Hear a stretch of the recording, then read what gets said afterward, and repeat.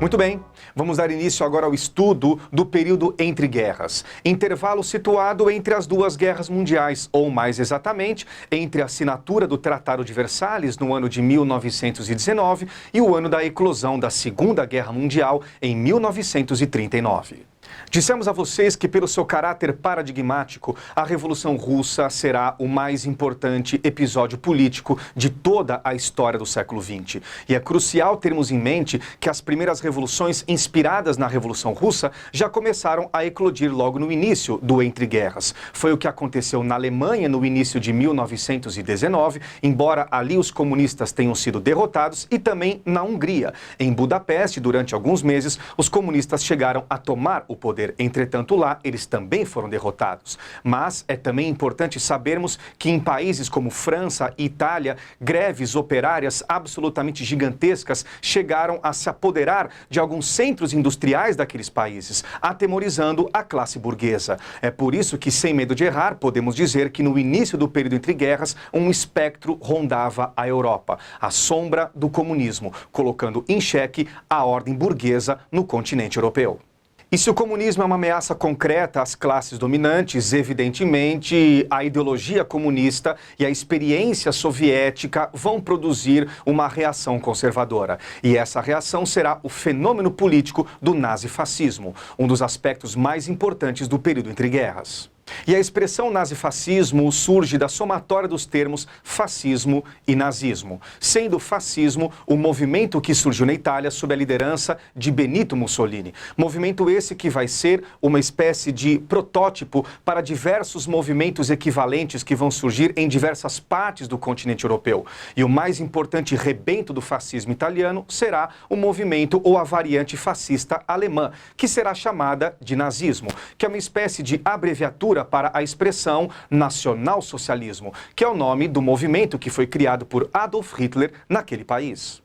Se por um lado o nazifascismo se caracterizava pelo seu forte anticomunismo, ou seja, pela negação do internacionalismo revolucionário e, sobretudo, do princípio da luta de classes, por outro lado, o nazifascismo também se caracterizava pelo seu forte antiliberalismo. Porque, segundo a visão nazifascista, a ideia individualista do liberalismo desintegrava a ordem social e rompia com o tecido nacional. Neste sentido, a coesão nacional precisa ser restaurada por meio de um Estado forte. E este Estado forte precisa ser organizado por um partido disciplinado, cuja sua expressão máxima seja um líder que venha a encarnar as grandes aspirações nacionais. Por isso que os regimes nazifascistas que vão se proliferar pelo continente europeu serão associados ao conceito de totalitarismo, porque o totalitarismo é esta forma de organização política na qual o Estado, através de um partido único, venha a controlar de maneira total a vida dos seus cidadãos, através de uma ideologia que se embrenha em todas as dimensões da vida dos indivíduos,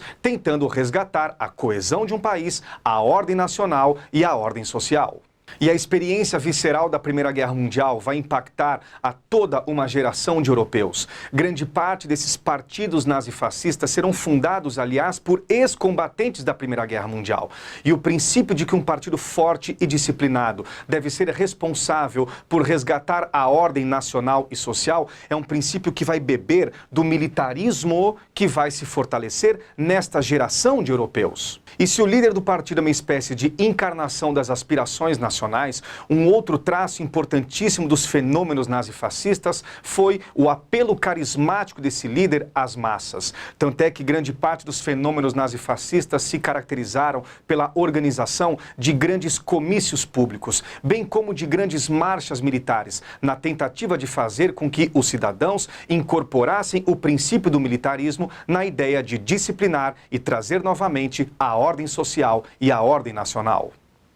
E como dissemos, o movimento fascista, criado por Benito Mussolini em 1919, será o protótipo para outros movimentos equivalentes no continente europeu. Em 1922, Benito Mussolini sobe ao poder na Itália, tornando-se o líder supremo da nação. E uma das iniciativas mais importantes dos fascistas será a supressão de todos os partidos políticos na Itália e a incorporação da ideologia fascista à ideologia oficial do Estado.